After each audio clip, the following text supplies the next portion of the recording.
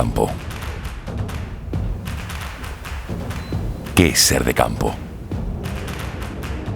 Es descubrir que la pasión por la naturaleza está en tu naturaleza.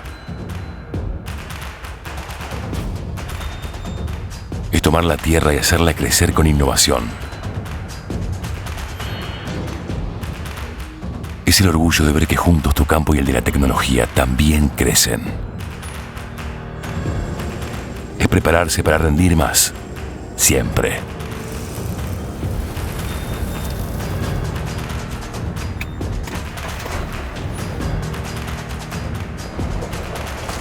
Y por sobre todo es entender que ser de campo es algo que nunca dejas de ser.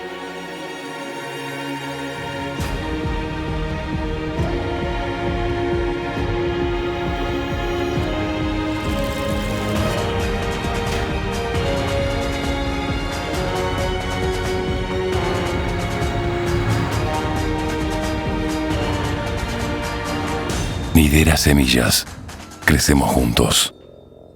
Muy buenos días para todos. Bienvenidos.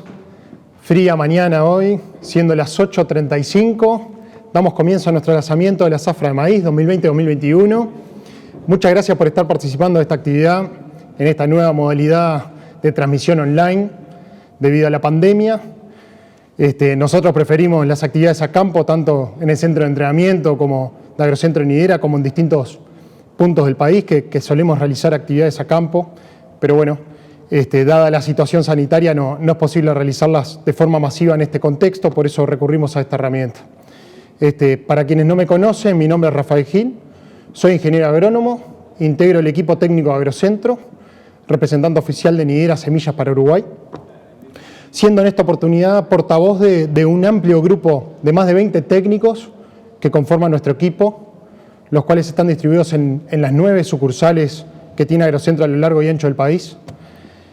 Uno de nuestros principales servicios es el asesoramiento pre- y postventa a nuestros clientes, tanto en cultivos como en pasturas, acompañando en las decisiones de lo que los productores y técnicos tienen que tomar. Entonces, para eso nosotros estamos 100% a las órdenes y bueno, por cualquier consulta sobre nuestros productos, tanto en maíz como en otros cultivos y pasturas, seguimos a las órdenes. Bueno, en esta oportunidad, y una vez más, tenemos el agrado de presentarles a 3 referentes, cada uno en su temática, que disertarán sobre las perspectivas y recomendaciones para tomar buenas decisiones y maximizar la rentabilidad del cultivo de maíz para esta próxima zafra. Comenzaremos con la disertación del reconocido regionalmente ingeniero agrónomo y climatólogo Eduardo Sierra, quien nos transmitirá sus perspectivas agroclimatológicas para la próxima zafra de cultivos de verano. A continuación tendremos la presentación de los 3 materiales destacados de maíces Nidera que tenemos disponibles para esta próxima zafra, a cargo del ingeniero agrónomo Andrés Nogueira, representante técnico comercial de Nidera Semillas para Uruguay. Y por último, tendremos las perspectivas económicas del mercado de maíz en Uruguay, y de la mano del conocido ingeniero agrónomo Eduardo Blasina, en este tiempo donde la economía mundial está tan revolucionada debido al impacto del COVID-19, Eduardo nos va a dar sus perspectivas económicas sobre el mercado de maíz. Cada disertación durará aproximadamente 30 minutos.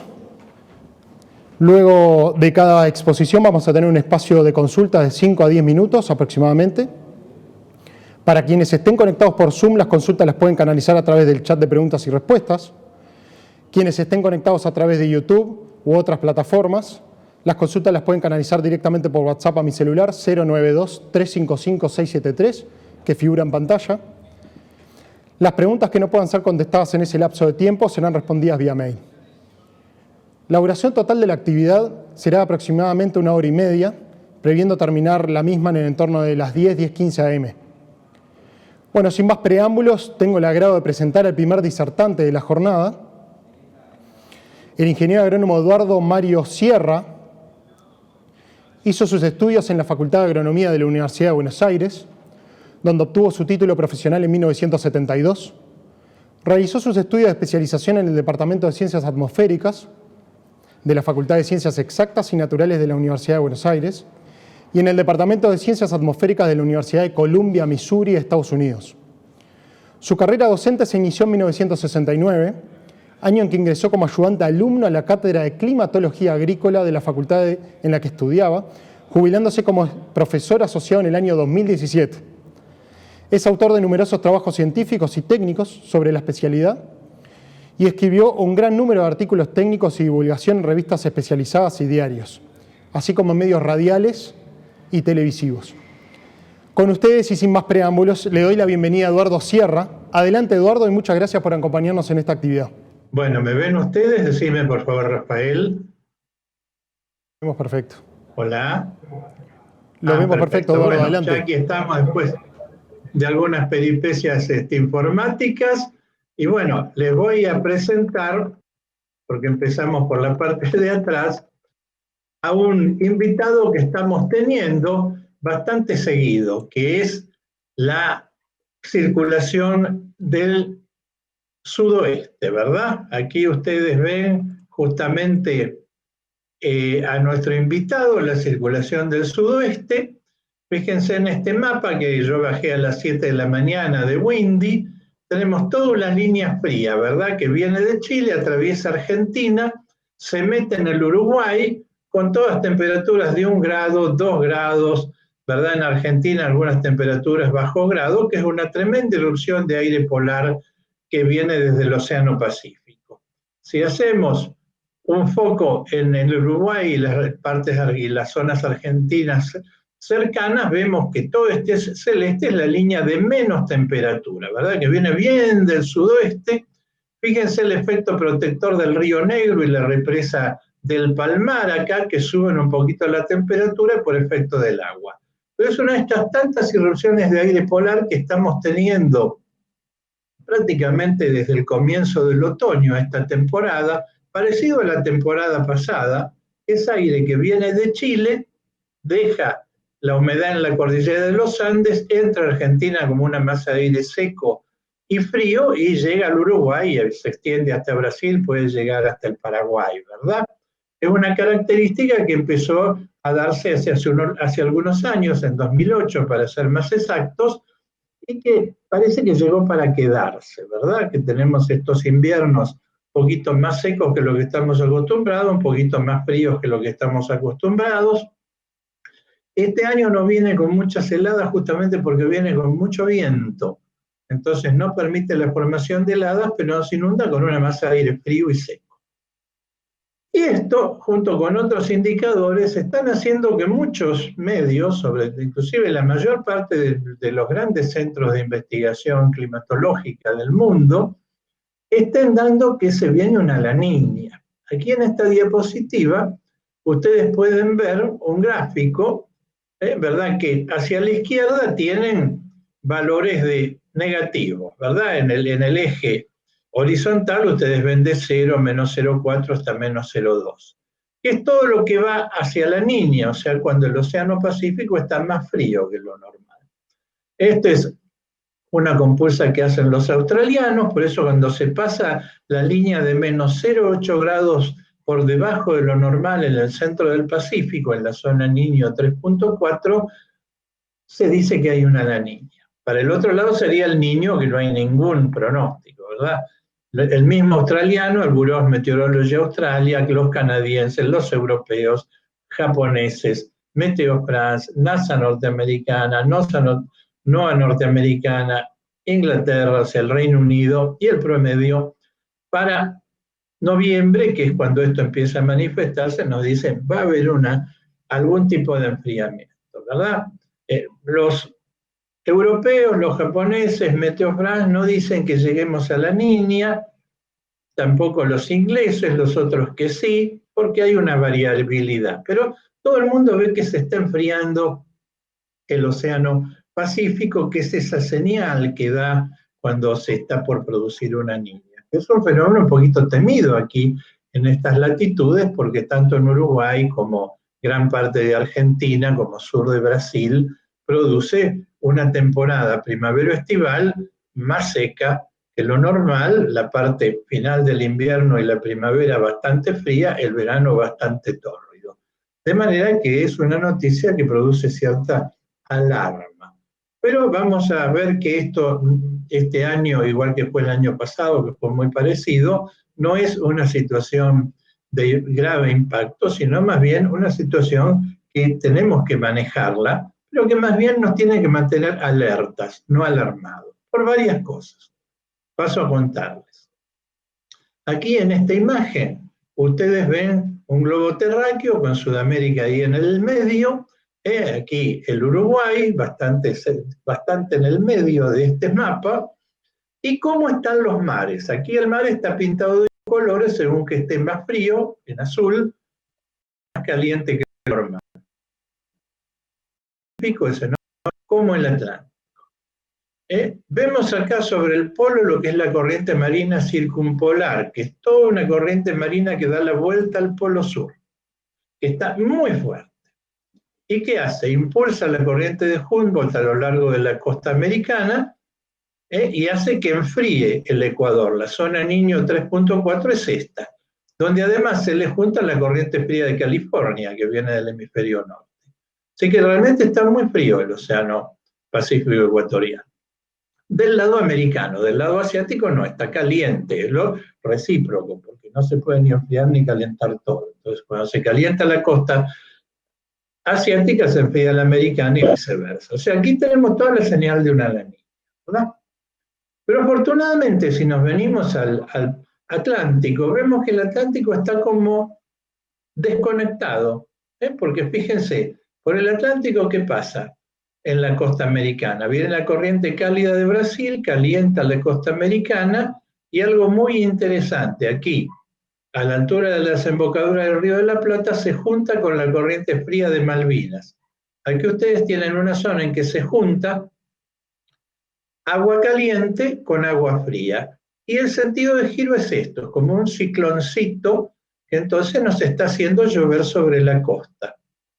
O sea, mientras toda la parte de Sudamérica, que es el oeste y el centro, está bajo la influencia de este enfriamiento, en realidad la costa atlántica, sobre todo sur de Brasil, Uruguay, la provincia de Buenos Aires, Argentina, el litoral fluvial argentino, en la región oriental de Paraguay, están con una situación de privilegio porque, ¿qué pasa? Le llegan las perturbaciones que produce esto, ¿verdad? Entonces, ¿qué ocurre si vemos un mapa de humedad del suelo ahora? Fíjense, aquí en este mapa de humedad del suelo, ustedes, ¿qué observan? En rojo, donde el suelo está seco. En celeste, verde, donde está verde es lo que estaría perfecto, ¿verdad? En la escala, más del 70% de humedad, celeste un poquito con exceso de humedad. Fíjense si vemos Argentina, Paraguay y Uruguay, ¿qué ocurre? Todo el centro y el oeste de Argentina, el oeste paraguayo, que están recibiendo los vientos fríos. Este vector azul, esta flecha azul, son los vientos sudoeste, fríos y secos. Pero esto está recibiendo los vientos cálidos, templados, húmedos del mar y tiene humedad. Fíjense si vemos Brasil. Brasil, la sequía llega hasta el sur de Amazonía. Estos estados, Amazonia, Rondônia, los estados de la Amazonia brasileña, tienen su parte sur bastante seca. Podría volver a haber incendios. Mato Grosso, que es el estado productor de soja y gran parte del maíz brasileño, reseco. El Mato Piba, reseco. Ya Sao Paulo, seco. Pero el sur brasileño tiene humedad porque le llega esto, de manera que ya ahí tenemos una relativización de esta niña que parece tan peligrosa, ¿verdad? Que es muy parecido a la del año pasado. Que primero hubo una sequía muy grande de invierno con los incendios en Brasil, en Argentina. Y después en la primavera las cosas se fueron tranquilizando y la cosecha, la zafra de 2019-20 está terminando tanto en Uruguay como Argentina y gran parte de Brasil bastante bien, ¿no? Con un récord, pero bastante bien, ¿verdad? De manera que en gran parte por este efecto protector del océano Atlántico y en parte por estos vientos del sudoeste, cuando llega la primavera se empiezan a ir hacia el sur. Esto es lo que les quiero contar ahora, justamente para bajar ese nivel de alarma que están generando los centros climatológicos y sobre todo los meteorológicos, que largan la noticia de la niña y no distinguen qué tipo de niña es, ¿verdad? Y aquí es donde viene esta distinción. La niña esa peligrosa, por ejemplo, 2008-2009, 2011-2012, 10-11, 17-18, que fueron niñas de gran impacto, se deben a que los vientos alisios que corren por el Ecuador están muy fuertes.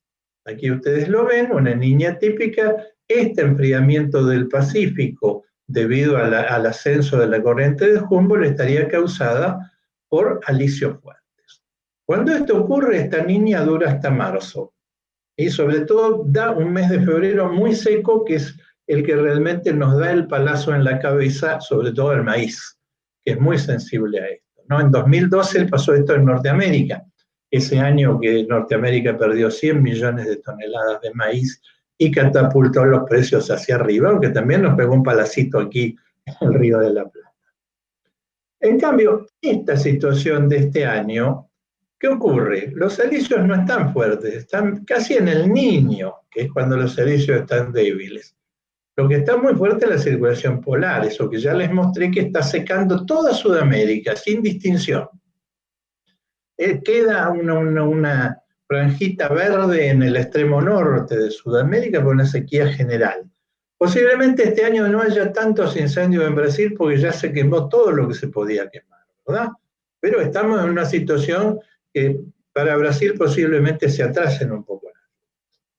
Pero la ventaja que tiene esta niña polar es que cuando viene la primavera, el sol baja al hemisferio sur, se entra a disipar. Y por eso, si vemos el pronóstico que nos da, este es el pronóstico de la NOAA norteamericana, que son los que suelen dar el pronóstico más severo, ¿verdad? Por eso yo lo pongo. Aquí ustedes de vuelta tienen los meses, desde julio del año pasado hasta abril hasta abril de 2021, ¿no? O sea, está bien entrado el año que viene, nosotros estamos acá, y ustedes tienen, esto es el Océano Pacífico caliente, el Niño, el Océano Pacífico frío, la Niña, arriba de más 1 grado, debajo de menos 1 grado, todo el rango neutral, estamos ya en el rango neutral frío. ¿Y qué espera la NOAA norteamericana? Que se sigue enfriando el Océano Pacífico. Todos estos flecos son distintas corridas de los modelos, porque no hay un solo pronóstico. Esta línea punteada negra es el promedio de todos los pronósticos. ¿Y qué nos dice? Bueno, ustedes van a tener el máximo de la Niña para noviembre y después se va a moderar. Vamos a tener una Niña cortita, posiblemente de octubre a mediados de enero. Muy cortita. Y después se modera. Va a pegar, hoy un poquito va a pegar, pero más en la primavera que en el verano, ¿verdad? Nos va a dar un poquito en verano, pero para eso tenemos toda la tecnología que ahora les va a contar el ingeniero Noveira, ¿verdad? Para manejar esta situación. Por lo tanto, creo que, insisto, es una situación de alerta, no es una situación de alarma. Hay que trabajar muy bien este año. Si ahora vamos a la perspectiva regional, vamos a ver por mes los mapas. Este es el mes de julio, que estamos ya transcurriendo. A la izquierda tiene la lluvia que esperamos, en milímetros, que está a la escala abajo, ¿verdad? Toda esta parte que agarraría a Río Negro, Soriano, Colonia, los departamentos del sur, incluyendo el sur de Rocha, en Uruguay son entre 50 y 75 milímetros. Para invierno está muy bien. Esta es una lluvia como para ahorrar agua. Más al norte, entre 75 y 50, hasta Artigas, está fenómeno. Sobra porque la evaporación es baja. Y aquí ya, de estos departamentos de acá, estaríamos con excesos, ¿no?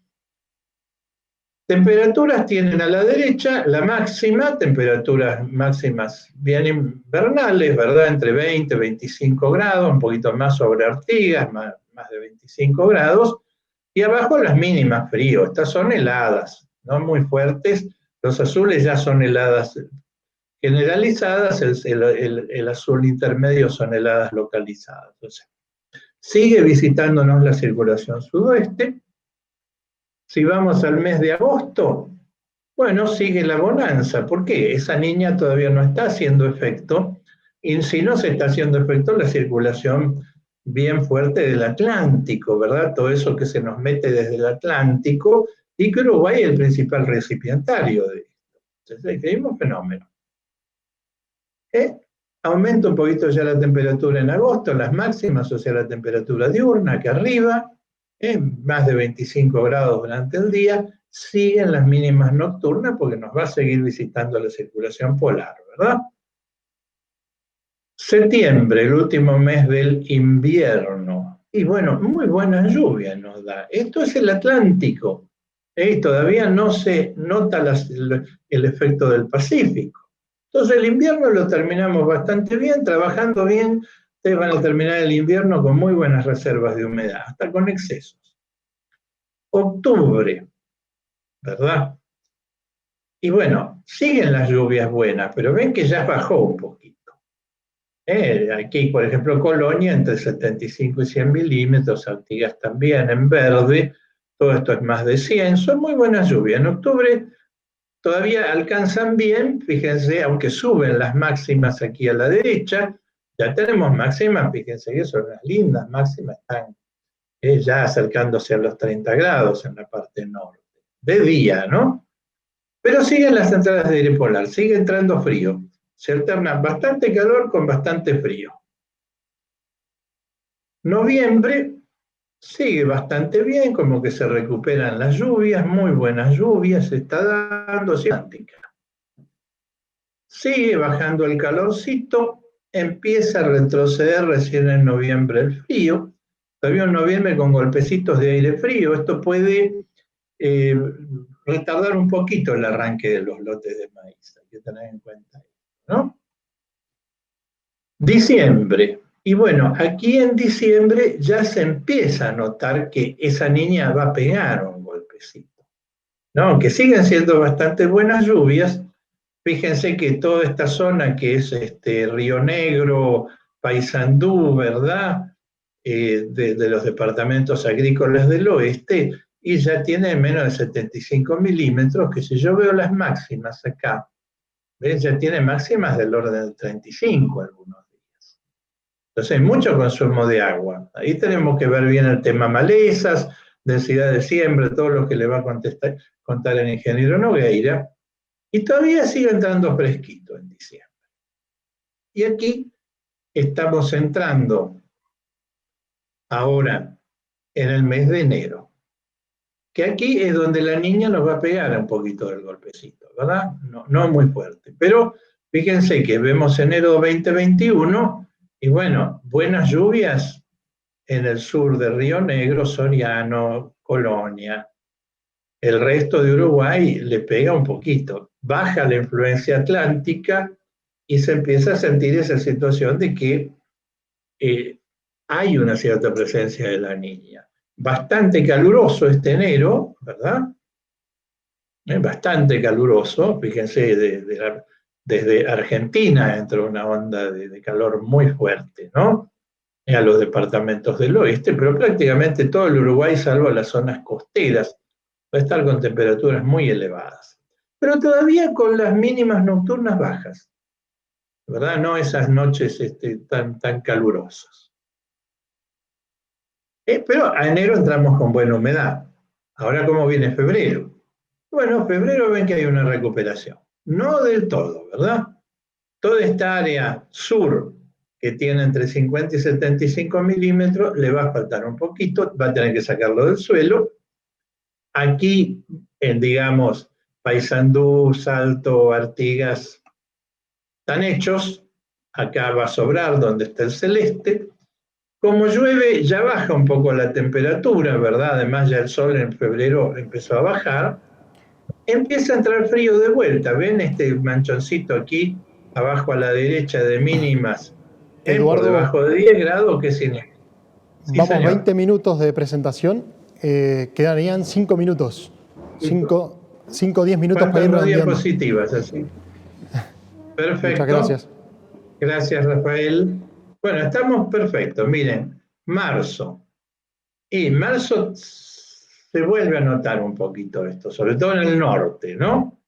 Aunque llueve bien en la parte, en el sudoeste de Uruguay, ¿no? Entonces, que realmente la mayor parte de la agricultura está por acá, ¿eh? Acá como que llega un poquito de lluvia para compensar, baja la temperatura, empieza de vuelta la circulación sudoeste fuerte, porque llegó para quedarse. Les cuento que esto no es del año pasado ni este año. Este, digamos, auge del sudoeste puede durar muchos años, es parte de un ciclo climático que tiene Sudamérica.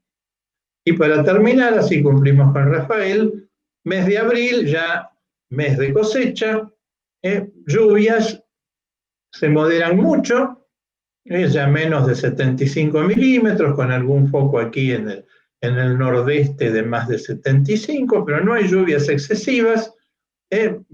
Esto ayuda a que no haya tanta enfermedad, baja la temperatura bastante y aumenta el frío, porque se nos vuelven de vuelta los sudoestes. Bueno, redondeando, una campaña que es para estar de alerta, hay que trabajar muy bien, hay que usar la tecnología, pero si hacemos todo eso, vamos a tener buenos resultados. Este es un ambiente que va a premiar mucho al que trabaje bien, pero puede llegar a castigar mucho al que no preste atención. Bueno, con esto terminamos mi exposición y le devuelvo entonces la pantalla a Rafael, si puedo. Perfecto, Eduardo, muchísimas gracias. ¿No? Muchísimas gracias, Eduardo, por la exposición. Tenemos algunas consultas del público. Miguel nos consulta que quisiera saber qué previsiones hay sobre heladas tempranas en marzo en Uruguay, para el próximo marzo. Repetime el nombre del señor. Miguel. Miguel, fíjese que yo mostré que vuelve temprano el frío, ¿verdad? Pero todavía en este momento es un poquito difícil precisarlo porque falta mucho, pero sí, va a haber un cierto riesgo de heladas tempranas. No demasiado, porque como esta circulación sudoeste viene con mucho viento, son masas de aire bastante frías, pero no demasiado heladores. Por ahí una masa de aire menos fría, pero que no viene con viento, le puede llegar a producir una helada muy fuerte. Pero la previsión para el año pasado es que empiece el fresco, no vemos un riesgo grande desde ahora de heladas fuertes, digamos, antes de mayo. Posiblemente sí, mayo, hay un día que es típico, es el Día de la Cruz, el 3 de mayo, ahí posiblemente empiece puntualmente, que es la fecha típica. Bajo riesgo, antes de esa fecha el riesgo es muy moderado. Perfecto, Eduardo. Capaz que lo que hacemos, continuamos con la presentación de Andrés, ya que estamos un poco justos de tiempo. Si llega a haber otras consultas, las vamos contestando más adelante. Con mucho gusto. Muchas gracias, Eduardo, por tu presentación. Continuamos con la agenda. Tengo el agrado de presentar a Andrés Nogueira. Andrés Nogueira es ingeniero agrónomo. Desde siempre estuvo vinculado a la semilla. Desde sus inicios formó parte de una empresa de producción de semillas de arroz, para luego entrar en la empresa Nidera en el año 2014. Inicialmente en Nidera estuvo trabajando en el área de producción de semilla y en estos últimos años integra el equipo comercial de marketing y desarrollo y es actualmente responsable técnico comercial de la marca Nidera para Uruguay. Bueno, con ustedes le doy la bienvenida a Andrés Nogueira. Adelante, Andrés, con tu presentación. Bueno, Rafa, muchas gracias por la presentación. Buen día a todos y gracias por participar en este lanzamiento del maíz 2020 para la marca y para Agrocentro, con esta nueva modalidad que bueno, espero que les sea de su agrado. Ya voy a empezar a compartir pantalla y hacer un poco de pie y de las buenas novedades que nos dio el amigo Sierra, que la niña no es tan niña, así que en ese sentido estamos muy, muy más tranquilos, por lo menos por lo que se viene diciendo en los medios, en las redes. Bueno, lo que me toca a mí es hablar un poquito de lo que es la propuesta de maíz, ¿no? La propuesta de Nidera. Nidera y Agrocentro, para las mejores recomendaciones y posicionamiento de los productos, nos basamos en una red de ensayos muy grande que compartimos con Argentina. De la información que se genera de esa red, la robustez que tiene es de donde nosotros nos paramos para las mejores recomendaciones y el posicionamiento de cada uno de los productos, que a través de los técnicos de Agrocentro y los técnicos de la distribución hacemos llegar a los productores. El objetivo acá es siempre ubicar cada producto en forma exacta y con todas las recomendaciones de manejos específicas para cada sistema de cada uno de los productores. Todos los productos no andan en todos lados y tampoco las herramientas de manejo son las mismas para todos los híbridos. Acá vemos algunos números de dónde salen esta información que les estaba diciendo, esta base de datos muy robusta. A nivel regional tenemos 3 tipos de ensayos: franja, mini strip y centro de entrenamiento. Las franjas, porque muchos de los que están conectados nos han prestado sus campos y su tiempo, son las clásicas localidades o ensayos en casa de productores, con tecnología del productor, con maquinaria del productor, que nos permite generar mucha información local también. Los mini strip son ensayos más chicos, parcelas más chicas, 10, 12 surcos por 10, 12 metros, lo que nos permite en menos área, en menor superficie, ensayar más productos, y eso es muy bueno para algunas cuestiones. Y después los centros de entrenamiento, que ha sido una sellada de Nidera y Agrocentro, y bueno, ya hemos tenido 3, así que en ese sentido estamos muy contentos, y como la palabra lo dice, centro de entrenamiento, además de entrenarnos, nosotros y la fuerza de venta, también la idea es empezar a generar información de manejo, donde tenemos ensayo de densidad y de fertilización.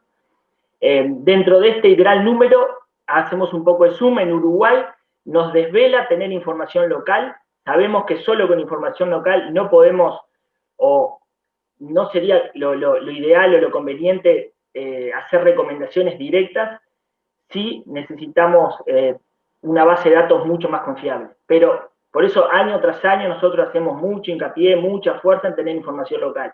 En estos 2-3 años que venimos trabajando, hemos generado 20 franjas, 3 mini strip y 3 centros de entrenamiento. Bueno, ya entrando a lo que es el portfolio, a partir del año pasado, Nidera lanzó 3 productos, el 7818, 7761, BT Triple Pro y 7784.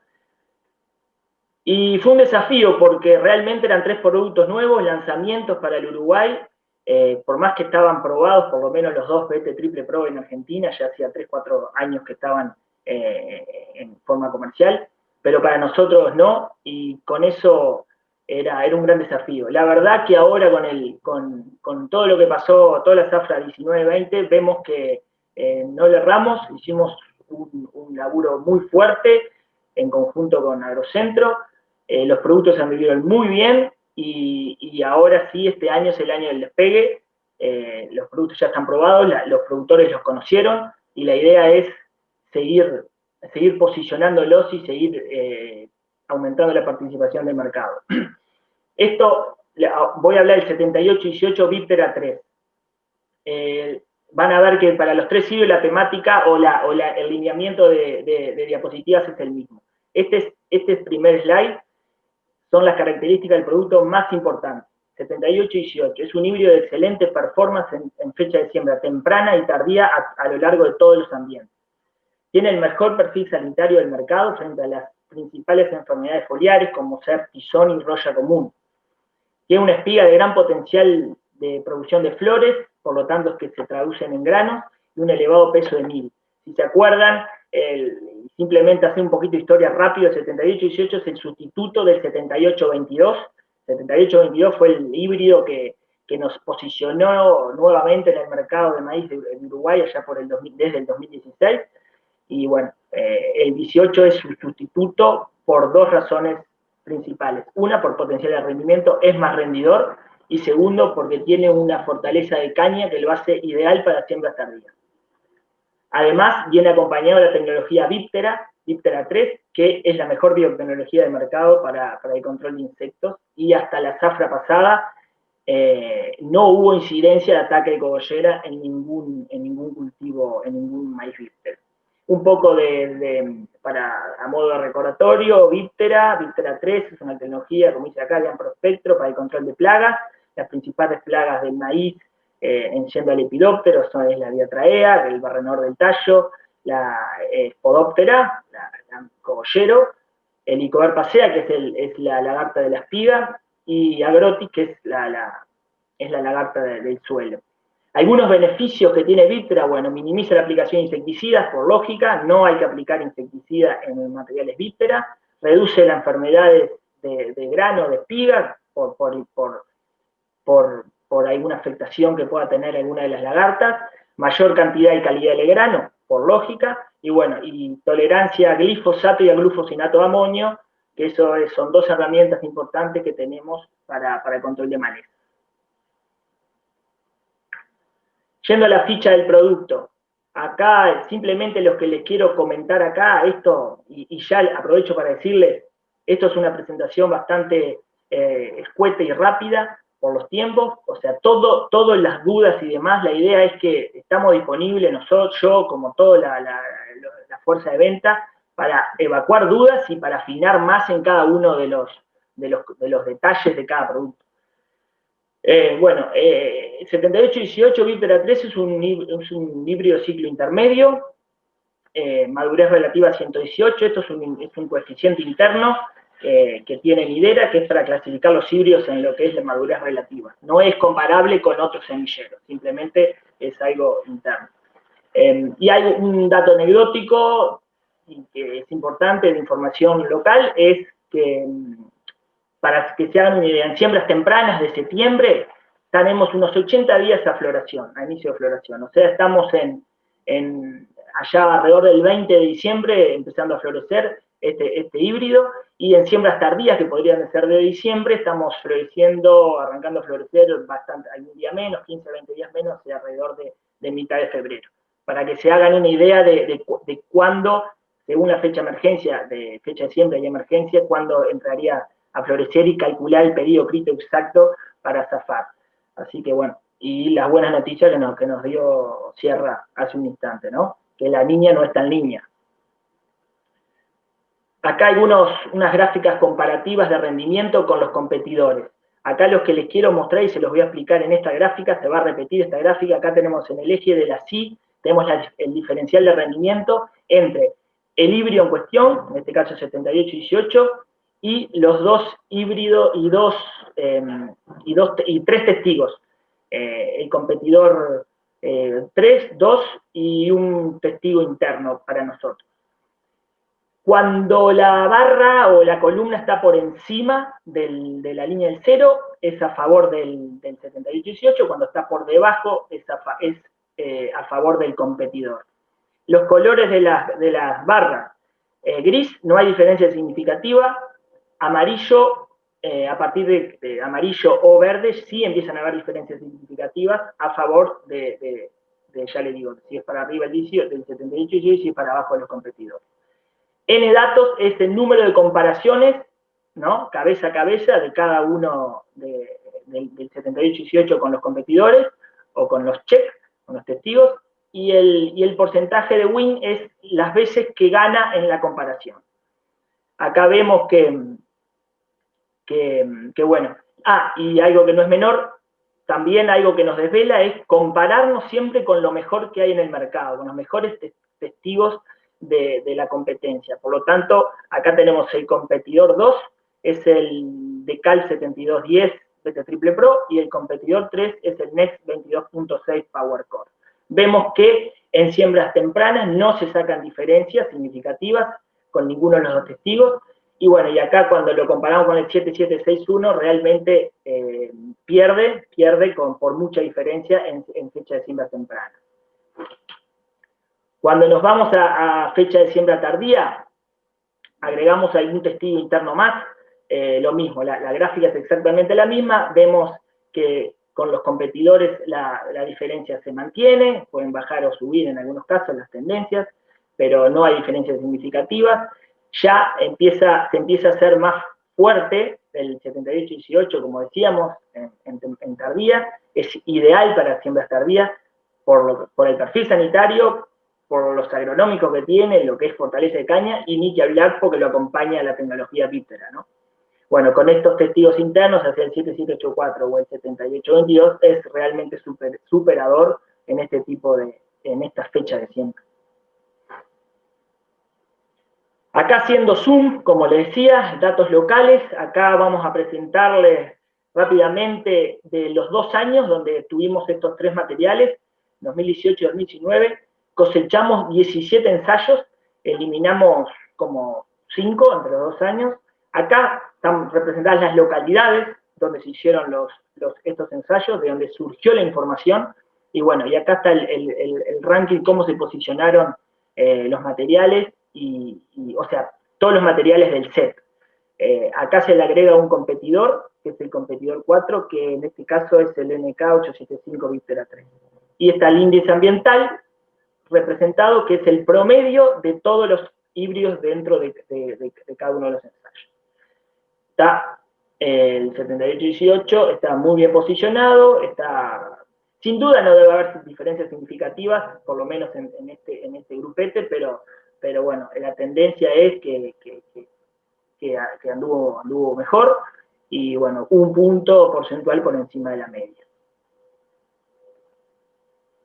Cuando nos vamos a densidad, la densidad siempre lo repito, es la principal variable de manejo en maíz que impacta en el rendimiento, impacta directamente en el rendimiento. Acá lo mismo, acá yo voy a explicar la gráfica y un poco las curvas y cómo responde el híbrido a variaciones de densidad dependiendo cuando nos movemos por el ambiente, por el índice ambiental. Pero ya les digo, esto es una recomendación puntual para cada sistema, para cada campo, o sea que ya esto es cuestión de sentarse con el técnico, con el comercial, para afinar detalles finamente. Bueno, 78-18 es un material que tiene una cierta sensibilidad al aumento de la densidad de siembra, y más a medida que aumentamos el índice ambiental. Perdón, les voy a explicar la gráfica.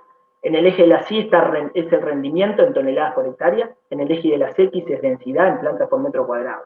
A medida que vamos cambiando acá es el índice ambiental en este otro eje. Y como decíamos, el híbrido, la recomendación de densidad no es pareja para todos los híbridos en todos los ambientes. Necesitamos tener como 3 grandes patas para hacer una recomendación. El híbrido en cuestión, la fecha de siembra, el índice ambiental, o sea, la productividad del campo donde estamos jugando el partido, y bueno, ni que hablar que en base a eso es la recomendación de manejo. Ven en todas las curvas, la curva parabólica típica de respuesta a la densidad, donde en este caso es, a medida que aumentamos el índice ambiental, se hace tiende a generar la curva más parabólica, con un punto de inflexión donde por debajo, por encima perdemos rendimiento. En otros híbridos van a ver que la respuesta no es tan así. Bueno, como decía, tenemos un punto verde y un punto rojo, de los cuales es entre estos 2 puntos, en todo este rango de densidades, ¿no?, el híbrido supera o por lo menos empata al índice ambiental. Dependiendo del ambiente, este rango es más alto, bueno, y depende mucho del híbrido en cuestión. Así que, como concepto, la densidad es una variable que es fundamental y clave para empezar ganando el partido cuando tomamos la decisión de hacer maíz, de la elección del híbrido, y conocer, idealmente conocer la productividad del campo, para en base a eso sí largar la mejor recomendación. Perfil sanitario, una fortaleza de este híbrido, realmente es excelente a muy bueno para lo que es enfermedades de hoja, las típicas, roya o tizón, y para los agronómicos, como ser vuelco y green snap. Y si nos comparamos con los competidores, como ya dijimos, el competidor 2 y 3, el 7210 y el 22.6, vemos que realmente es mejor, tiene un perfil sanitario bastante superior, por lo tanto, para siembras tardías es una herramienta más o una característica más que lo hace, que le da esa fortaleza. Ahora vamos a presentar un video, un testimonial de un productor que lo utilizó.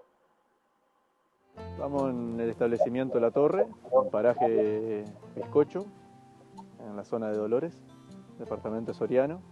El sistema productivo que tenemos es agrícola intensivo, con rotación de maíz, soja, colza, trigo, cebada, cobertura de avena. El híbrido que sembramos es el NS 7818 Viptera 3. Elegimos sembrar en nidera por eventos, efectivamente, buen rendimiento y buena sanidad. La experiencia que estuvimos fue buena, buenos potenciales y una resistencia muy grande a lagarta. La densidad de siembra que usamos es variable y va desde los 45.000 hasta los 70.000, dependiendo del suelo. El manejo de fertilización que usamos acá es variable, va de los 150 kilos de nitrógeno líquido a los 300. Cuando elegimos un híbrido de maíz para fecha de segunda, buscamos sanidad, estabilidad de rendimiento y resistencia a lagarto. Bueno, perfecto. Espero que les haya gustado el testimonio de un productor de la zona de Soriano, Cairuz. Ahora voy a entrar rápidamente al 7761 BT Triple Pro. Es un material, como decía, lanzamiento fue el año pasado, que el productor que lo usó quedó muy contento. O sea, es un material probado, ya existe, es el líder del mercado en siembras tempranas. Diría, me atrevo a decir que es insuperable en la mayoría de las comparaciones que hemos hecho o que tiene la compañía en esta fecha de siembra. Además, se le da que tiene una capacidad única para combinar el mayor potencial de rendimiento en ambientes de alta y la mayor estabilidad en ambientes de baja. O sea, no compiten o que sea el que más rinde no significa que sea el menos estable, al revés. Este híbrido desbanca esa teoría. Tiene una excelente performance en siembras tardías, siempre superando la media del ambiente. Tiene una máxima adaptabilidad a variaciones en la densidad, también. Muy buen perfil sanitario, como toda la genética nidera se ha caracterizado históricamente, y es un ciclo corto del portfolio. O sea, es ciclo corto. Es un ciclo intermedio, pero de los intermedios es el más corto. Para que se hagan una idea, ¿se acuerdan el valor de días de emergencia floración del 78-18, que es un poquito más largo que este híbrido? Están casi iguales, o sea, florecen más o menos 3 días de diferencia. La diferencia en ciclo se da a madurez fisiológica, cuando el grano se corta el vínculo con la planta. Ahí es donde se mide el ciclo del maíz. Es el más chiquito, el más petizo del portfolio, pero como todo petizo es rendidor, así que no lo hagan. Estéticamente capaz no es muy lindo, pero créanme que es muy bueno. Yendo a las mismas gráficas que vimos con el otro híbrido, acá lo tenemos comparativo en siembras tempranas, donde lo estamos posicionando a este híbrido para buscar potencial, que realmente exprese lo que puede dar, y los comparamos con 3 competidores. Se le agrega el competidor 1 acá, que es el Decal 7220 BT Triple Pro, que es un testigo técnico muy fuerte. Y bueno, estos dos testigos de mercado que son los mismos que veníamos diciendo, 7210 y Next 22.6. ¿Qué vemos acá? Que en temprana, en esta cantidad de comparaciones, para estos dos casos 300 y en este más de 400, gana aproximadamente el 60% de las veces a los tres, y con diferencias significativas, o sea, confirmando la superioridad que tiene y la potencialidad que tiene en fechas tempranas este híbrido. Especial para planteos de alta tecnología, riego, ni que hablar, aplicación de fertilizantes, responde mucho a eso, y cuando veamos la gráfica de densidad van a ver que además responde al aumento de la densidad. Yendo un poquito a lo que estábamos viendo y haciendo zoom a lo que nos gusta a nosotros, que son ensayos y información local, vemos que está posicionado en el primer puesto en estos 17 ensayos, en estos 2 años, y en las mismas localidades. Esto se repite, sacándole un 5% a la media del CEP en cada uno en promedio de los 2 años, rindiendo promedio 10.400 kilos. No solo en Argentina rinde, sino que acá rinde, así que no quedamos abajo ahí. Respuesta a la densidad. Bueno, vemos que, si se acuerdan también del híbrido del 78-18, que era bastante copiaba un poco la curva la curva gris, acá vemos que el 7761, a medida que aumenta el ambiente, la respuesta a la densidad es positiva. No logrando en este rango de densidades, que tenemos graficado hasta 15 plantas metro cuadrado, empezar a verse el descenso de la parábola, ¿no? De la curva parabólica. Por lo que es un híbrido que se la banca cuando en densidad y acompañando al índice ambiental. Eso es muy importante, o sea, y yendo a algún sistema puntual donde hemos tenido experiencias con riego en áreas relativamente grandes, poblaciones de más de 100.000 hectáreas, más de 100.000 plantas por hectárea, Andrés, el híbrido rindió. Sí. Quedan 5 minutos. Estoy corto. Bueno, avanzo. Gracias. Simplemente esto es algo, gracias Rafa por avisar, las ventajas competitivas que tiene el 7761, por lo que decía de potencial y estabilidad, acá simplemente rápidamente lo que les quiero mostrar es cómo se comporta comparado al resto. La cuestión fisiológica está en las tasas de crecimiento durante el periodo crítico.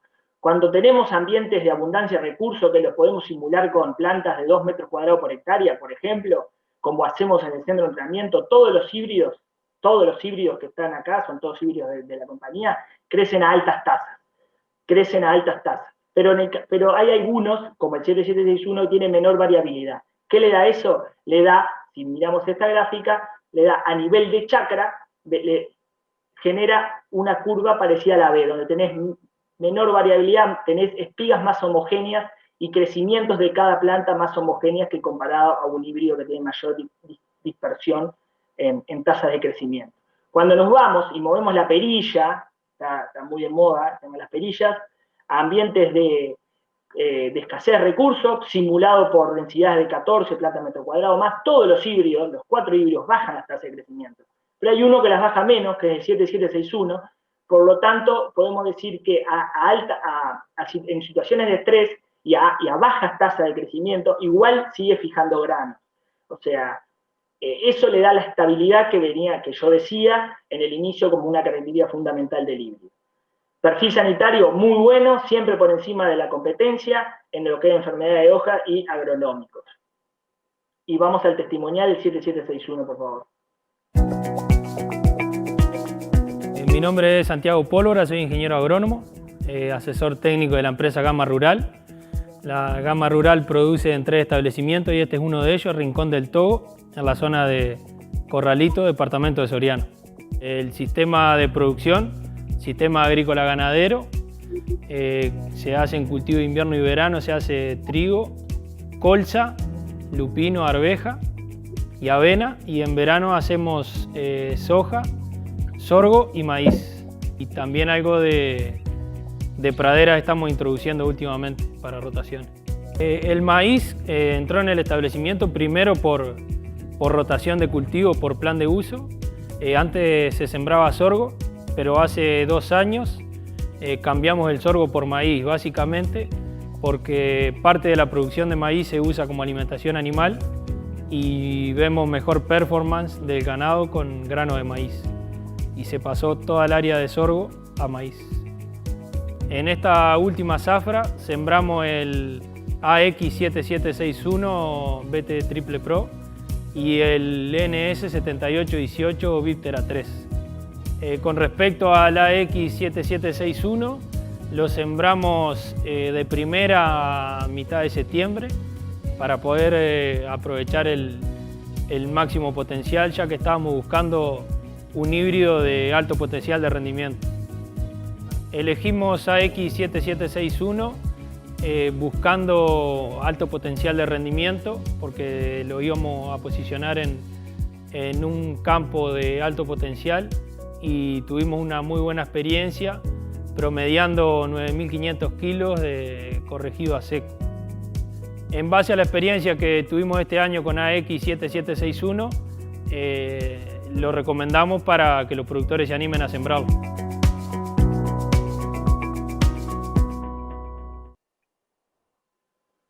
Bueno, excelente testimonio de Santiago Pólvora. Voy a entrar rápidamente porque me corretean los tiempos con el 7784 BT Triple Pro, es el otro material que tenemos para ofrecerle. Es un híbrido con buena adaptabilidad en todos los ambientes, mostrando un rendimiento acorde a la calidad del ambiente explorado. Tiene una excelente relación precio-producto, eso háblenlo directamente con Agrocentro. Es ideal para silo de planta entera, para picado, por el equilibrio, por el buen equilibrio que tiene entre volumen y calidad de la materia seca. Es el que tiene mayor peso de mil del portfolio y es un ciclo similar al 7761. Lo que es la cartilla, y simplemente miremos acá, es el más alto del portfolio también, por lo que le da la característica de doble propósito. Algunas curvas comparativas de rendimiento. Acá estamos graficando rendimiento en el eje de las Y e índice ambiental en el eje de las X, y lo comparamos con el índice ambiental para fecha de siembras tempranas, donde copia el ambiente, la media del ambiente, y creemos que esto es muy bueno porque es un híbrido, como decían las características importantes, muy estable en todo el rango ambiental. Acá con un testigo interno que usted lo conoce, que es el 7822, el cual realmente es superador al 22, y la diferencia se hace más grande a medida que mejoramos la calidad ambiental. Información local, la misma gráfica, pero está resaltada la columna del 7784, en los 2 años salió segundo en todo el set. 2% por encima de la media. Respuesta a la densidad, una respuesta media, está entre el 7818 y el 7761. También, esto es muy importante, elegir exactamente la densidad para cada ambiente donde estemos explorando. Esto va a ser fundamental que lo decidan bien para empezar ganando el partido. Repito, es clave.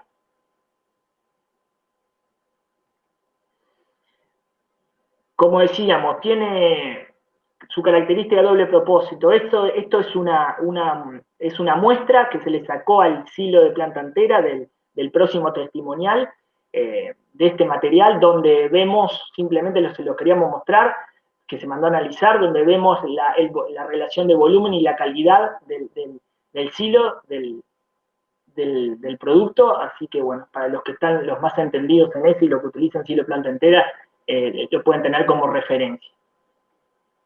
Y su perfil sanitario es bueno, está dentro de la caracterización verde, bueno a muy bueno, y se entrevera un poco más con la competencia, estando siempre con buen posicionamiento en lo que es enfermedad de hoja y agronómicos. Vamos al testimonial del 7784 BT Triple Pro. Me llamo Marcelo Tonebuso, soy ingeniero agrónomo. Estamos acá en la zona de Río Negro, establecimiento La Guarida. Este predio tiene los 3 rubros, tenemos ganadería, tenemos agricultura y tenemos lechería. El maíz cumple un rol muy importante en el establecimiento porque todo lo que es comida para la lechería y para la ganadería, cuando se hace suplementación, viene casi toda del maíz. Se hace silo planta entera de maíz y se suplementa con grano quebrado de maíz. Sale todo dentro del establecimiento. Los híbridos que sembramos acá son para silo planta entera sembramos el AX7784 BT3 Pro. En realidad se siembra a veces doble propósito, pero en general se hace silo. Todo lo que es maíz de segunda, tenemos el NS7818 Viptera 3, que eso salió todo para grano húmedo, para la alimentación en el campo. Elegimos el AX7784 BT3 Pro por un tema se hizo una siembra tardía de diciembre y lo que se busca cuando haces un silo de planta entera es tener grano, pero a su vez precisás volumen de material. Por eso lo que buscamos es que sea una planta de porte como para silo y nos gustó que el 7784 tenía un buen porte de planta como para un ensilaje. Un campo dio 40 toneladas de verde y el otro campo dio 50 toneladas de verde. Lo que buscamos cuando elegimos el híbrido, cuando es para silo, lo que buscamos es eso, que tenga un buen rinde en grano y a su vez que haga un buen aporte de materia verde. La experiencia con el 7784 es muy buena, en realidad es el primer año que lo sembramos y realmente tuvo un buen comportamiento, dio mucho material de silo con bastante grano y la idea es de este año volverlo a sembrar, sí. Quedamos muy contentos.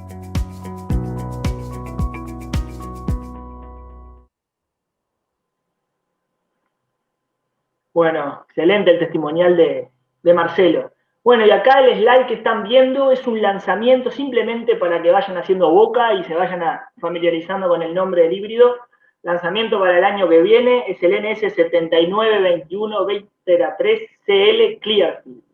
La novedad es que va a ser el único material del mercado que combina las dos tecnologías, la mejor tecnología para control de plagas, Viptera, y de la mano de Viptera, resistencia a glufosinato, glifosato, y de la mano de Clearfield, resistente a las imidazolinonas. Es un híbrido que simplemente lo ven acá en una foto con el modelo, un híbrido con muy buen porte, así que también podría estar posicionado para doble propósito. Simplemente era eso, acuérdense de este nombre, hagan una foto al slide para el año que viene. Y algo que creemos muy importante en la compañía y Agrocentro y los comercios es el tema del refugio. Acá es fundamental cuidar a la única tecnología hoy que viene sin incidencia de ataque de ningún tipo de spodóptera. Creemos que el refugio es fundamental. No es obligatorio, pero sí en nuestra conciencia debería serlo. Los lineamientos de Nidera como semillero y de Agrocentro son que hagan refugio. El refugio es fundamental. 10% del área del híbrido debe ser refugio y a máximo 1.500 metros de distancia entre la parte más alejada del híbrido y el inicio del refugio. Son dos características fundamentales para que se cumpla realmente el efecto y el uso del refugio. Además de sembrarse en la misma fecha, ¿no? Porque hay casos que siembran el refugio 2 o 3 meses después, que eso no pierde el efecto. Bueno, era eso, refrescar un poquito el refugio y Andrés, por acá ya estamos mi presentación. terminando. Muchas gracias. Muchas gracias, Andrés. Justito en el gracias. tiempo. Bueno, estamos un poquitito pasados de tiempo, pero para hacerlo bien rápido tenemos un montón de consultas, pero vamos a concentrarnos en dos preguntas, una que fueron bastante repetitivas, una es específica y otra es bastante, ha sido consecuente en varias personas la han consultado. Consultan respecto a las perspectivas climáticas que pronostica Eduardo Sierra, que comentó Eduardo. ¿Qué recomendaciones ves vos en cuanto a fecha de siembra? En cuanto a siembras tempranas o tardías para ambientes, digamos, medios, de potencial medio. Zona más bien este del país, centro-este. Bien, gracias Rafa. Bueno, yo tomé apuntes acá de lo que iba diciendo Sierra. Lo que va a ser la primavera y el inicio del verano no tendríamos problemas de disponibilidad de agua en el suelo, por lo cual no deberíamos tener problemas de implantación de cultivos, te diría, en toda la fecha temprana y las fechas tardías de diciembre. Sí, a partir de diciembre y enero podría instalarse esa niña leve o esa niña no tan alarmante, como explicó bien Eduardo, y después en febrero recupera, ¿no? Ya en enero empieza a recuperarse. Pero venimos con buena humedad del suelo. O sea, si extrapolamos la pregunta en ambientes de media productividad, como podría ser el centro, la recomendación sería puntualmente sembrar temprano en septiembre para que el periodo crítico lo pase, que entre en diciembre el periodo crítico, ¿no? Y ahí por lo menos tomar el agua que ya viene acumulada en el suelo y el efecto no tan intenso de la niña en diciembre y bueno, pasar la peor parte del cultivo, la que tiene mayores requisitos hídricos. No sé si Andrés, Rafa está respondiendo. Muchas gracias por la respuesta. Impecable. Lamentablemente estamos bastante cortos de tiempo. Vamos a pasar a la presentación de Eduardo, pero las restantes consultas las vamos a contestar vía correo electrónico. Perfecto, las órdenes. Así que continuamos con la tercera y última presentación, la exposición de Eduardo Blasina. Eduardo Blasina es ingeniero agrónomo, es analista de mercados y desarrollador de proyectos agropecuarios. Ha trabajado como docente en la Universidad de la República y en la Universidad Hort.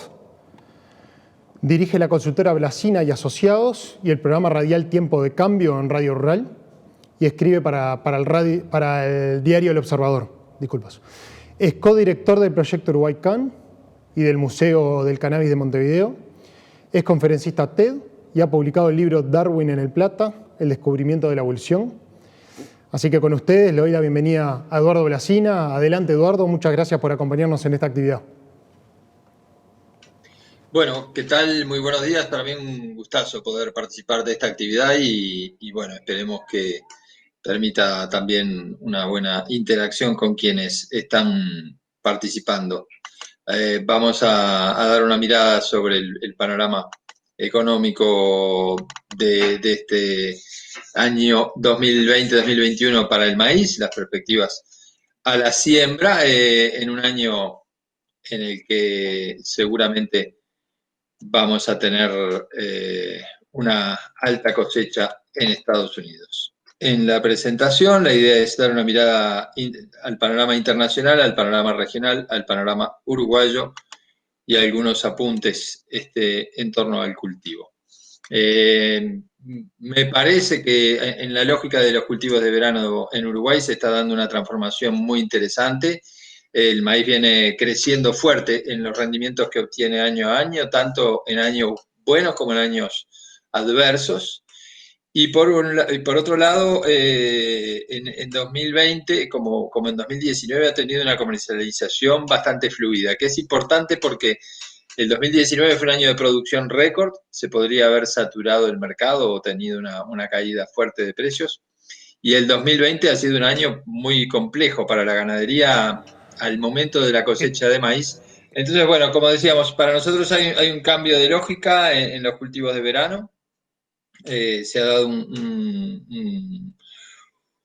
una aceleración en la mejora de rendimientos de maíz y eso sucede tanto en años buenos como en años no tan buenos como fue el año pasado, es decir, sube el techo pero sube el piso de rendimientos. Y lo otro es que en materia comercial ha habido una comercialización del grano fluida, a pesar de que se importa maíz para complementar la producción local, a pesar de que el año pasado fue producción récord y que en esta cosecha, realmente al momento de la cosecha, la ganadería estaba atravesando un momento de tremenda incertidumbre por la situación que se daba tanto en China como en Europa, dos mercados principales. Entonces, la lógica que se va dando, no solamente en Uruguay, también en Argentina y en Brasil, es que en suelos de alto potencial la soja va perdiendo preferencia ante el maíz y en suelos de no tan alto potencial, las praderas y a través de ella la ganadería le va tomando alguna hectárea también a la soja y eso va dando lugar a una lógica agrícola más diversa. Lo que antes era soja casi que en agricultura continua con puentes verdes, ahora va dando lugar a rotaciones más sanas, soja, cereales, pasturas, más sanas para los suelos, mejor balance de carbono. A nivel internacional vamos a una gran cosecha en Estados Unidos, pero lo que ha habido en el último mes es una corrección muy importante del área. Estados Unidos aparentemente tiene 2 millones de hectáreas menos de maíz de las que se creía iban a tener. El último informe de Luzda, de alguna manera podríamos decir, ratifica eso. Venimos de una muy mala o de una mala cosecha el año pasado, que se sembró muy tarde en Estados Unidos, 346 millones de toneladas. Se esperaba hasta junio que se diera un salto impactante a 406 millones de toneladas y afortunadamente para prevenir saturaciones en el mercado, esa proyección ya con el cultivo avanzado, ya con el cultivo en floración, es de 381 millones. Ese dato es importante además porque resultó ser 7 millones y medio de toneladas menos de lo que esperaban los privados como proyección.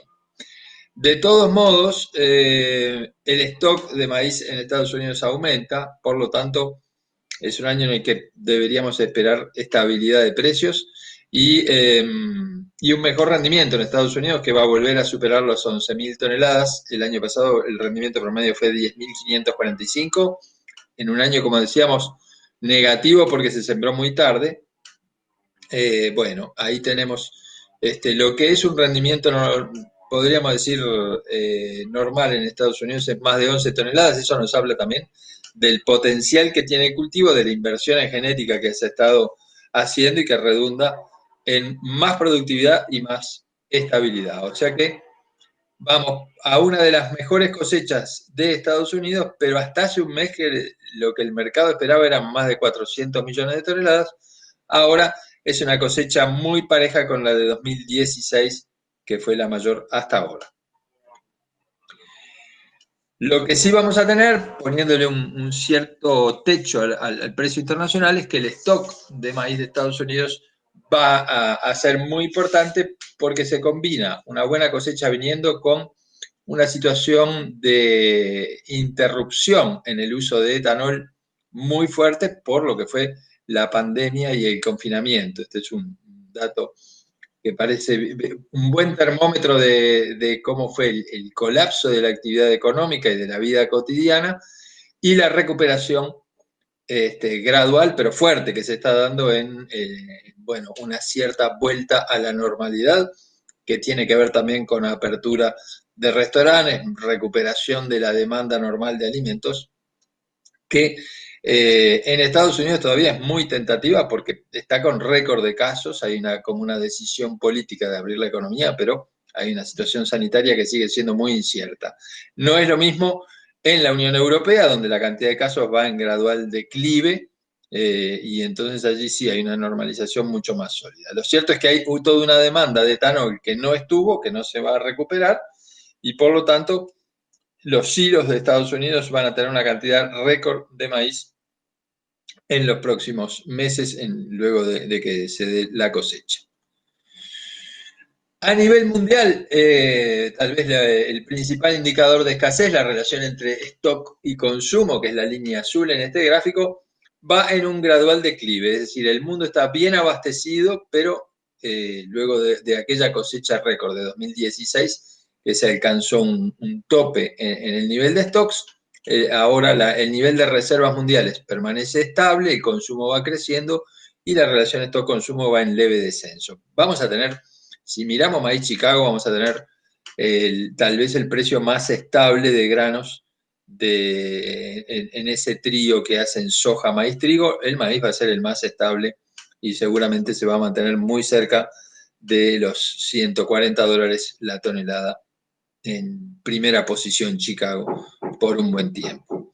El cultivo viene muy bien, en esta gráfica falta actualizar el dato de la última semana que marcó un declive importante, el porcentaje de maíz en bueno o excelente estado cayó a 69, o sea que sigue un poquito arriba de lo que es el promedio de 5 años, que es la línea violeta, pero hubo una ola de calor la semana pasada que evidentemente tuvo su impacto en los cultivos de Estados Unidos, volviéndolos no un cultivo tan excepcional como fue en el arranque. Eso hace que hoy de mañana esté subiendo un poquito, tanto maíz como soja en la apertura, porque los dos tuvieron una merma en la calificación, pero si no pasa nada raro va a ser un año de buena cosecha que va a contrastar con lo que fue el año pasado, que es la línea verde que arrancó muy tarde por exceso de lluvias. Ven que hasta avanzado junio no había ni siquiera manera de calificarlo porque no había emergido el cultivo, no se había podido plantar, y esa siembra tardía generó que, bueno, hubiese un 40% del maíz mediocre que nunca se pudo levantar. Así que vamos a una cosecha de buen rendimiento, de más de 11 toneladas por hectárea en Estados Unidos. A nivel global, lo otro muy interesante es obviamente el fenómeno de China, que lo vamos a ver también en carne y en lácteos. China sigue creciendo como importador de todo lo que genera el agro. Y en el caso del maíz, China, vale la pena apuntar que fue exportador neto de maíz hasta el año 2008, y a partir del 2008 su consumo adquiere una importancia tal que se va volviendo cada vez más importador y ha estado comprando incluso maíz en Estados Unidos en estas últimas semanas de manera importante, ¿no? Eso es por el mayor consumo de carne de China. Los chinos intentan producir la mayor carne posible internamente, producen carne usando maíz, lógicamente, y se van volviendo cada vez más importadores. O sea que en una perspectiva de mediano plazo, donde Uruguay tiene que aspirar a ser exportador de maíz para que el cultivo pueda desplegar todo su potencial, acá hay una tendencia que en caso de continuar puede ser realmente interesante y ayuda a aliviar ese stock importante que tiene Estados Unidos. Recordemos que más allá de que China y Estados Unidos están en un conflicto fuerte políticamente, tienen un acuerdo firmado que obliga a China a comprar productos agropecuarios en volúmenes muy importantes. Como les decía, Chicago viene muy estable, venía con una leve presión bajista hasta que se da esa corrección del área en el Departamento de Agricultura de Estados Unidos, que es una corrección que ocurrió hace 7-8 días en el informe de área y stock. Ahí da un salto el mercado, luego corrige levemente a la baja, porque bueno, había un temor adicional por falta de agua que no ocurrió. Hoy no está en la gráfica, pero viene recuperando un poco luego de ese leve declive. Pero es un precio que lo vamos a ver sumamente estable. Ahora, en el panorama regional, este es un informe que salió en Clarín justamente este fin de semana.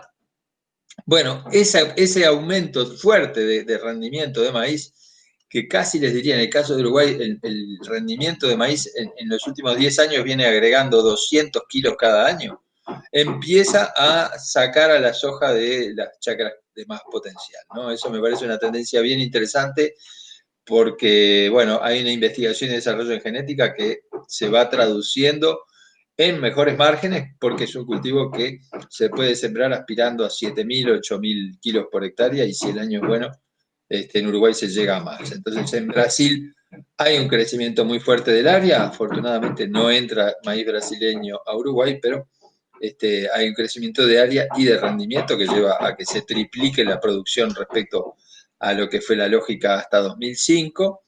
Y en Argentina también ha habido un crecimiento fuerte de la producción que de 2005 para acá lleva a que se duplique la producción maicera.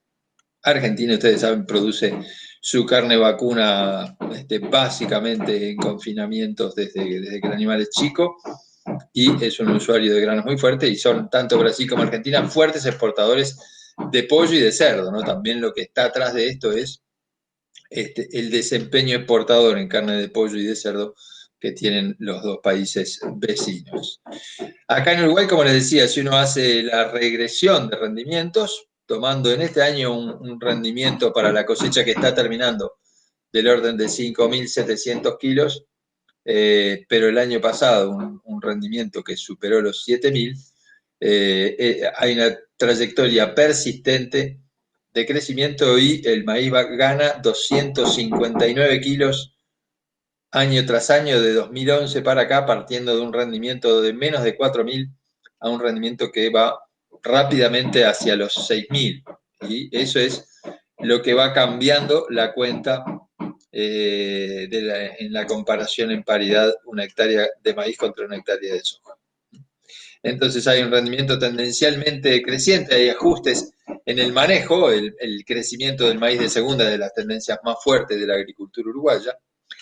Y lo que va a venir de la mano de este nuevo gobierno es también una actitud más abierta a permitir aquellos eventos que pasen los análisis de riesgo, una lógica que estaba congelada en el gobierno anterior, que no aprobaba nuevos eventos y que, como comentaba Andrés recién, se vienen eventos apilados que generan resistencia a distintos herbicidas. Y por otro lado, lo que hay es un crecimiento muy fuerte en el uso de grano en todas las producciones importantes de Uruguay, en la producción vacuna, en la producción lechera y en la producción aviar, y eso nosotros creemos que va a continuar el año próximo por razones que vamos a contar enseguida. Por un lado, va a haber un crecimiento muy fuerte del stock ganadero en los datos de DICOSE al 1 de julio de este año. Nosotros creemos que va a subir en más de 500.000 la población vacuna.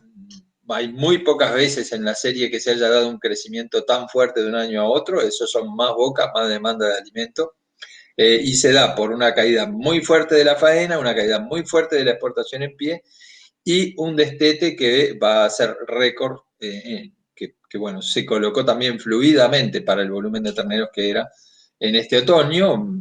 Nosotros creemos que DICOSE va a contar un poquito más de 2.9 millones de terneros, una producción récord, y que va a crecer fuerte también el stock de novillos de 1 a 2 años porque hubo una caída en la extracción vía exportación en pie. Entonces, hay una suba fuerte en la demanda por nutrientes que se va a dar en lo que queda de este invierno, pero se va a dar sobre todo en el otoño y en el invierno de 2021, porque entendemos que van a ser 2 años seguidos de suba en el stock. Unos 530.000 animales que van a aumentar en este año y unos 200 a 300.000 que van a aumentar en el año próximo. Va a haber una aparición menor de 2.9 a 2.8, pero la faena se va a ir recuperando muy lentamente y va a seguir lejos de ese 2.8, de modo que en el balance el stock ganadero va a seguir creciendo. Y hay un crecimiento gradual, pero bastante estructural, en vacas de cría que entendemos a mitad de esta década va a llevar a que los 3 millones de terneros se instalen, manteniendo la tasa de destete histórico del 65-66%, porque el stock de vacas de cría va a llegar a 4.5 millones de vacas. En este DICOSE va a estar en 4.3, algo más de 4.3, y va a ir gradualmente llegando a 4.5. Entonces, lo que vamos a tener es en 2020 un crecimiento fuerte de novillos de 1 a 2 y en 2021 un crecimiento continuado de novillos de 1 a 2 por el buen stock de terneros de este año, y empieza un crecimiento de novillos de 2 a 3 que para la industria va a ser un alivio porque el año que viene empieza a crecer la faena que viene complicando por su bajo nivel a industrias que están trabajando con mucha capacidad instalada ociosa. Bueno, el año que viene empieza a aumentar el volumen de faena y va a seguir creciendo el volumen de faena 2022-2023. Y acá lo que nosotros entendemos va a ir pasando, el stock a mediano plazo de vacas de cría se va a ir a 4.5 millones. Vamos a tener un crecimiento en este año a 4 a un stock récord de vacas de cría, cerca de 4.3, y nos vamos a ir a 4.4 posiblemente el año próximo, y luego gradualmente se va a ir a un stock de vacas de cría de 4.5. Venimos primero Uruguay a la salida de la aftosa se fue a 4.2 millones de vacas, un poquito menos. Luego, con el envión de precios internacionales de 2011 a 2015 se fue a 4.3 y ahora va a ser esos escalones adicionales. Vamos a tener una producción de ternero que fue muy alta por el verano llovedor de hace 2 veranos en este año y en el año próximo, cuando se cuenten los terneros que nacen en esta primavera, vamos a tener un cierto retroceso, pero de todos modos el nuevo piso de la producción de terneros en Uruguay posiblemente está en 2.8 millones. Y lo otro que va a ser un motor es que, bueno, luego de un gran susto en los meses de marzo, abril y mayo, el mercado de carnes se va normalizando gradualmente, el precio del novillo va recuperando. Ayer llegó a 3.39 la referencia promedio de consignatarios y está volviendo a los niveles de 2018 con un dólar mucho más amigable que el de 2018, que era un momento bastante fuerte de atraso cambiario. No son los precios espectaculares del segundo semestre del año pasado, con el novillo arriba de 4, pero por lo menos el negocio gana muchísimo en certeza en el periodo de junio y lo que va de julio, en el sentido de que, bueno, la pandemia es muy grave, pero la demanda por carne uruguaya se va restableciendo, por lo menos a los niveles que genera esta baja oferta actual.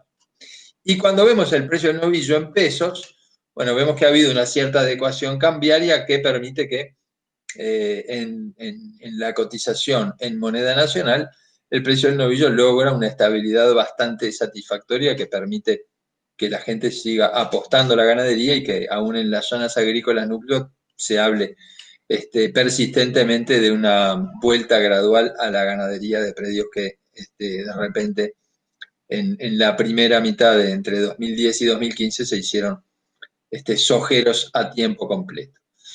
Y el motor de China sigue intacto, digamos.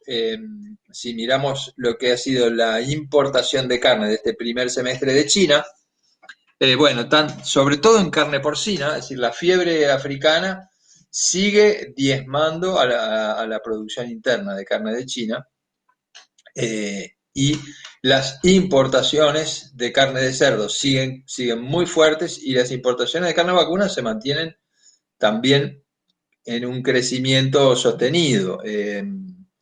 Primer semestre de 2018 la importación de carne vacuna fue 456.000 toneladas, de esas 456 se pasa a casi 700 en el primer semestre de 2019, 697, y de esos 700 se pasa casi a 1 millón de toneladas en el primer semestre de 2020. O sea que el motor que nos ha venido impulsando, que es el consumo de los chinos, sigue intacto. Claro, en el caso de la carne de cerdo el salto es muchísimo mayor, es de 818.000 el año pasado a más de 2 millones. Esto a Uruguay no le incide porque Uruguay no es fuerte produciendo carne de cerdo, pero esos cerdos fueron producidos consumiendo maíz. En definitiva, este movimiento tiene un efecto dominó, que es todo el mundo está tratando de producir la mayor cantidad de carne de cerdo que puede, y eso se produce en base a raciones donde maíz y soja están. Lo otro que es muy probable que veamos es una mejora en la demanda desde la lechería, en la medida en que también en el negocio lechero lo peor parece estar quedando atrás. Ustedes saben que este mes hubo un remate de Fonterra que ratificó esa recuperación, que venía siendo gradual, pero marcó un 14% de suba para la leche en polvo, que nosotros creemos que muy probablemente en agosto va a repercutir en una señal de precios al productor uruguayo, y entonces va a haber una mucho mayor disposición a optimizar la remisión lechera en la primavera. Una remisión lechera que ya viene creciendo, se da acá una situación dispar donde hay mucho productor chico que todavía no logra crecer, pero hay establecimientos de escala importante que sí están creciendo y eso de nuevo termina siendo más consumo de raciones que complementan la alimentación forrajera. Tenemos algunas consultas, capaz que aprovechamos estos segundos para ir contestando mientras se conecta nuevamente Eduardo. Andrés, una de las consultas que quedaron para atrás, porque no había tiempo, era sobre las densidades máximas. Las densidades máximas que recomendarías en este contexto de posible déficit hídrico en enero y febrero. Más allá de, capaz que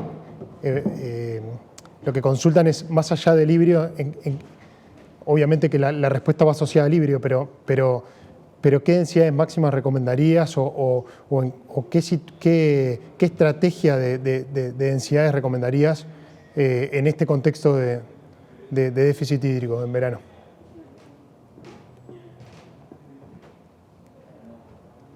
Dije, ¿no? Las recomendaciones de densidad van de la mano del híbrido, pero también del ambiente que queremos explorar. Necesitaríamos tener un promedio de rendimientos en esos lugares para poder así dar algo un poco más exacto. Pero yendo a ambientes promedios del Uruguay, que pueden ser 7.000 kilos, 6, 7.000 kilos, dada esta circunstancia de una posible niña leve en lo que es el verano, y fines de diciembre, enero, iría con alguna estrategia un poco defensiva, ¿no? Por la sencilla razón de que si esa niña se afirma y es una niña no tan leve, estar cubierto por lo menos en lo que nosotros podemos manejar, que es la densidad. Iría con densidades más defensivas, apuntando a 50.000 plantas, 55.000 plantas logradas, para lograr esos rendimientos de 6, 7.000 kilos, ¿no? En fecha de siembra temprana. No sé si está respondida la pregunta, pero es bastante generalizada, ¿no?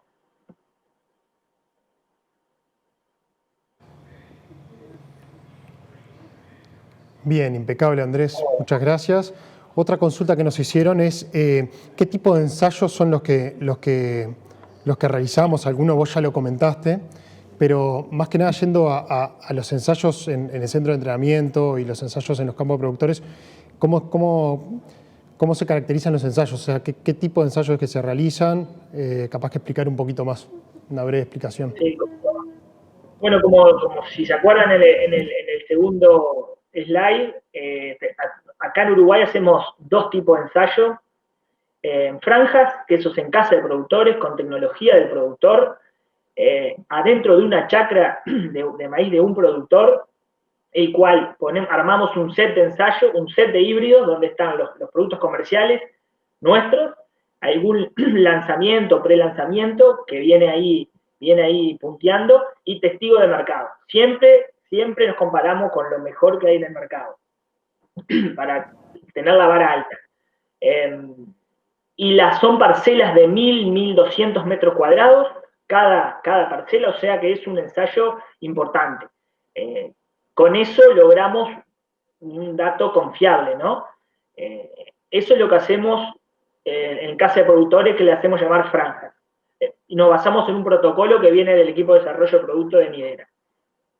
Después tenemos mini strip, que sí, son parcelas bastante más chicas, donde nos permite en menor superficie ensayar más híbridos, y bueno, eso es algo más enfocado en la parte, no tanto de desarrollo comercial, sino en la parte más de investigación, para decirlo de alguna manera. Y después los centros de entrenamiento, que ya desde el 2018 venimos haciéndolo ahí enfrente a la Expo Activa, donde tenemos también en todos los híbridos del portfolio y testigos, tenemos dos tipos de ensayo manejo de densidad, donde exploramos densidades de 15.000 plantas por hectárea a 120.000 plantas por hectárea, y de ensayo de fertilización, donde combinamos 5 niveles de nitrógeno de 0 a 300 y dos densidades de siembra en los 3 híbridos comerciales. Eso es lo que hoy en Uruguay está planteado en lo que respecta a ensayo. Perfecto, Andrés, muchas gracias. Me informa que Eduardo Blasina ya está en conexión. Disculpas a todos por la interrupción, Eduardo. eso va a ser una bien interesante señal. Y no es solo el precio de Fonterra, ya en junio las exportaciones de lácteos de Uruguay tuvieron un muy buen desempeño que avisoraba este buen resultado de Fonterra y que esperemos se confirme en el mes de julio.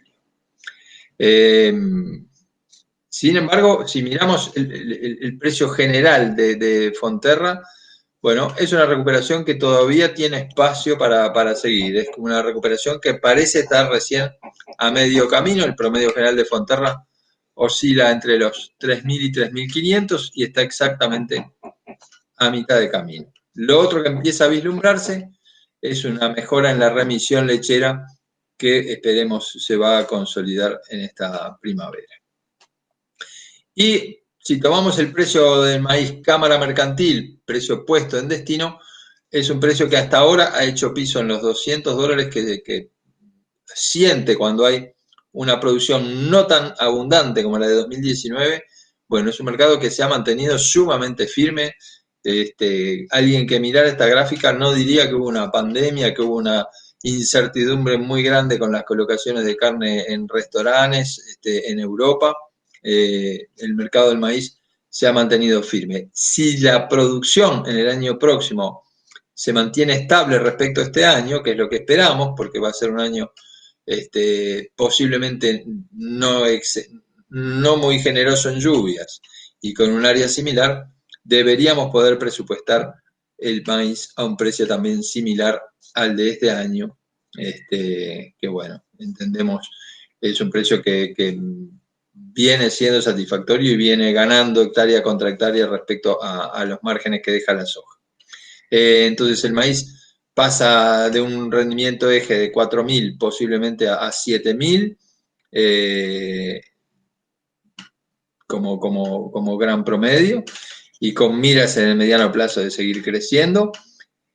Con la novedad, creo yo, de esta zafra que se está terminando de cosechar, que en un año de sequía en muchos lugares se defendió parejo o aún mejor que la soja, que soporta altas producciones comercialmente y finalmente entendemos que deja más margen, habitualmente 7 toneladas de maíz que 2,5 o 3 de soja. Levanta los techos, pero levanta aún más los pisos, es decir, en años malos no se cae el rendimiento como se caía en otras épocas. Lo que sí que creo que como se discutió anteriormente y como explicaba Andrés, hay que pensar bien qué combinación de genética y de densidad de siembra y de época de siembra en este año. Me parece que es un año para hacer una especie de ajedrez en el que hay que combinar todo como para minimizar el riesgo, pero si vamos rumbo a un uso mayor de grano, porque para empezar hay más población ganadera, y a un año en el que la siembra va a tener un poco de cautela, porque bueno, aunque sea una niña corta, como decía Eduardo Sierra, y que nos va a permitir entrar con buena agua al comienzo de la primavera, va a haber gente que posiblemente va a pensarlo 2 veces antes de aumentar el área. Bueno, si el área se mantiene igual, el panorama comercial parece realmente muy sólido, suponiendo que la oferta de Uruguay se mantenga estable. Y, como decíamos, posiblemente con más demanda el año próximo. Se puede presupuestar la cosecha 2021 con precios similares a las 2020, partiendo de que uno siempre debe presupuestar con cautela. Si después el precio está algún dólar arriba, tanto mejor. Y aún con un rendimiento de unos 6.000 kilos, el maíz, entendemos, supera en margen a las demás opciones de verano. Así que, bueno, por ahí es por donde la estamos viendo. Espero que se haya escuchado y visto correctamente y bueno, y quedamos a la orden para cualquier consulta o pregunta que quieran hacer. Perfecto, Eduardo, muchísimas gracias. Tenemos algunas consultas, pero las vamos a tener que responder por mail para ser estrictos y puntuales con el horario que manejamos. Siendo las 10:15, bueno, damos por cerrada la actividad. Esta actividad está siendo grabada, por lo cual va a estar colgada en el canal de YouTube de Agrocentro, por lo cual en los próximos días va a estar colgada en ese canal.